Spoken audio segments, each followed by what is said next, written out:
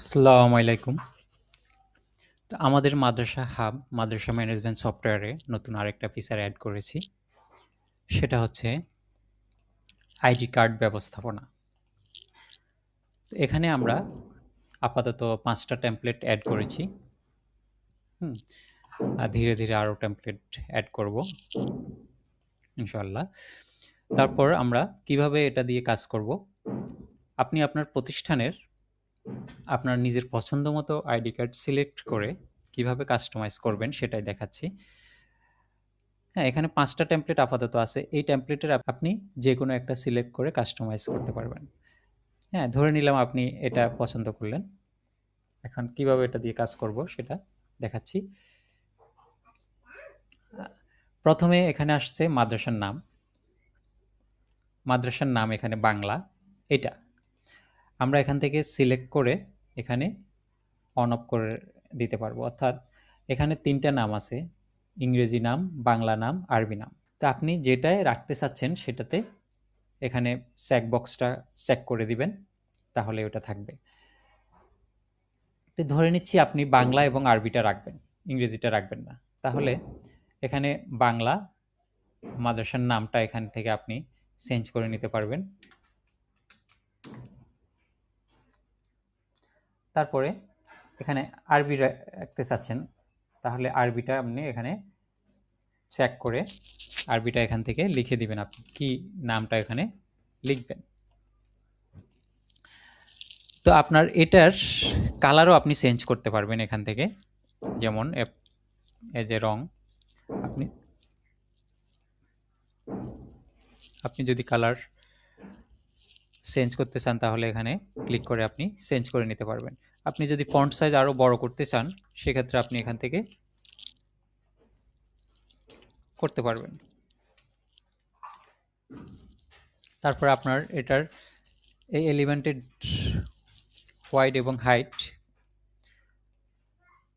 প্রস্থ এবং উচ্চতা আপনি এখান থেকে বলে দিতে পারবেন।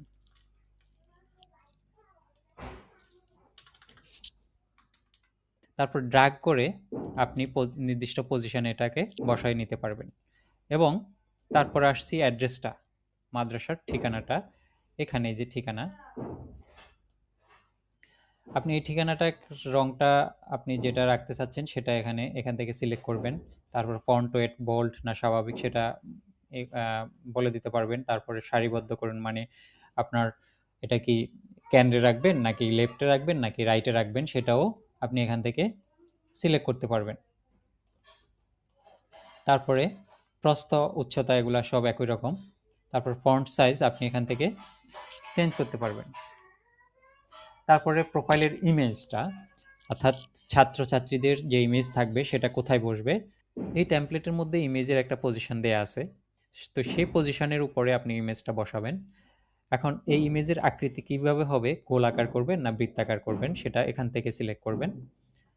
এখানে যেহেতু আমাদের টেমপ্লেটের ইমেজের পজিশন গোলাকার, সেহেতু বৃত্তাকার, সেখানে আপনি বৃত্তটা সিলেক্ট করলেন। এখানে একটা কথা মনে রাখবেন, আপনি উচ্চতা এবং প্রস্থ দুটোটা একই সংখ্যা রাখবেন, না হলে সাইজটা উপরে বেশি পাশে কম অথবা পাশে বেশি উপরে কম এরকম দেখাবে।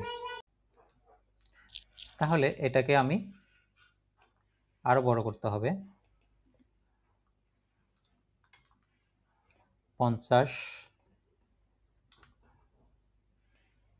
হ্যাঁ, এখানে আমি 50 দিলে আমাদের টেমপ্লেটের সাইজ মতো আমরা ছবি পাচ্ছি। তারপরে স্টুডেন্ট নাম এখানে কোন জায়গায় বসবে সেটা আমরা ড্র্যাগ ড্রপ করে বলে দিব। এখানের স্টুডেন্ট নেম আপনার এখান থেকে লেখার দরকার নাই, এটা আপনি যেই ছাত্রের আইডি কার্ড তৈরি করবেন ওখানে সিলেক্ট করলেই সেই ছাত্রের নামটা অটোমেটিক্যালি এখানে বসবে। আপনি শুধু এখানে কালার, তারপর এটা বোল্ড হবে না কি হবে এবং কোথায় বসবে সেটা এখান থেকে সিলেক্ট করবেন, সাইজ কত হবে। তারপরে স্টুডেন্টের ইনফোটা আপনি কিভাবে রাখবেন সেটা এখান থেকে বলবেন। এখান থেকে আপনি ড্র্যাগ ড্রপ করে পজিশনস ঠিক করে নেবেন। কি কি ইনফো বসাবেন ছাত্রের সেটা এখান থেকে আপনি বলে দিবেন, যেমন রোল নাম্বার বসাবেন, ক্লাস থাকবে, ফোন নাম্বার থাকবে। আর ডিপার্টমেন্ট চাইলে ডিপার্টমেন্টও আপনি রাখতে পারেন, না হলে নাও রাখতে পারেন। এবং ওইটা এগুলো উপর নিচে করতে পারবেন, কোনটা উপরে থাকবে কোনটা নিচে থাকবে সেটা আপনি এখান থেকে বলে দিবেন। তারপর এটার কালার কি হবে সেটাও এখান থেকে বলা যাবে, ফন্ট ওয়েট বোল্ড হবে না স্বাভাবিক হবে, হ্যাঁ, এটা কি সেন্টারে হবে নাকি বাম দিকে হবে সেটাও এখান থেকে সিলেক্ট করবেন। তারপর প্রস্থ উচ্চতা এগুলাও এখান থেকে সিলেক্ট করা যাবে। তারপর কিউআর কোড এটা থাকবে, এটা কোথায় বসবে সেটা বলে দিবেন। আর প্রিন্সিপাল সিগনেচার এটাও কোথায় রাখবেন আপনি এখান থেকে বলবেন, ড্র্যাগ ড্রপ করে পজিশনটা ঠিক করে দিবেন। তারপর আমরা সংরক্ষণ করুন, এখানে ক্লিক করলেই এটা সংরক্ষণ হয়ে যাবে। আচ্ছা, এখানে এই তো গেল ফ্রন্ট পার্ট।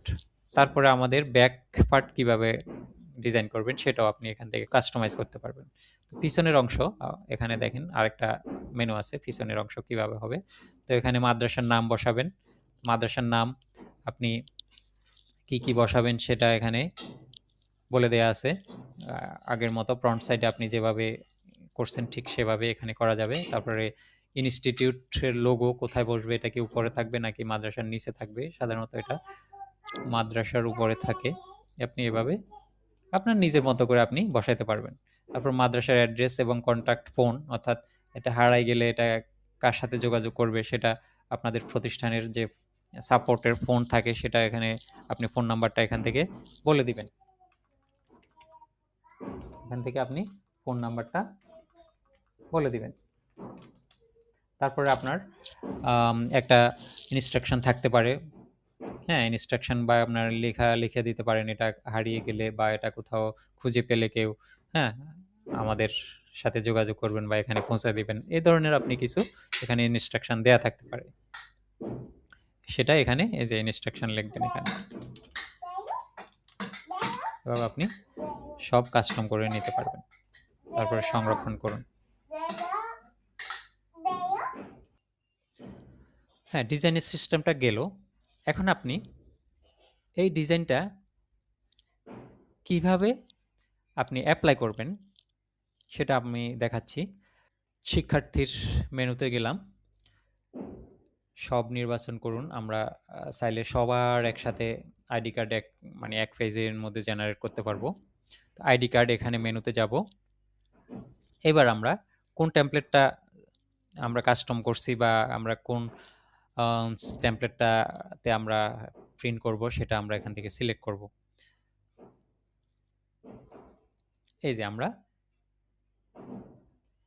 যেখানে কাস্টমাইজ করছি, যেভাবে করছি ঠিক সেভাবে এখানে চলে আসছে। ইমেজটা কোথায় বসবে সেটা এখান থেকেই আমরা দেখতে পাচ্ছি।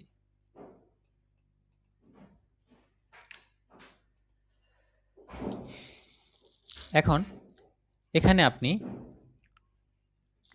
কাগজের আকার, কি ধরনের কাগজে আপনি এটা প্রিন্ট করতে চাচ্ছেন সেটা এখান থেকে সিলেক্ট করতে পারবেন।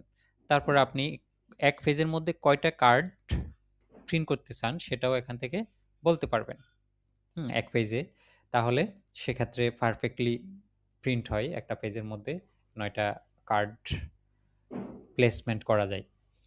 তারপরে আপনি এখান থেকে আবার সিলেক্ট করতে পারবেন সামনের অংশ বাদ দিয়ে আপনি যদি করতে চান সেক্ষেত্রে এখানে সামনের অংশ অফ করে দিবেন। আর যদি পিছনের অংশ বাদ দিতে চান সেক্ষেত্রে পিছনের অংশ এখানে অফ করে দিবেন। অর্থাৎ আপনি আপনার নিজের মতো করে প্রিন্ট করে নেবেন এখানে। তারপরে আপনি এখানে প্রিন্ট অপশনে ক্লিক করবেন, প্রিন্ট হয়ে যাবে। আমাদের আইডি কার্ড প্রিন্ট হয়ে গেল।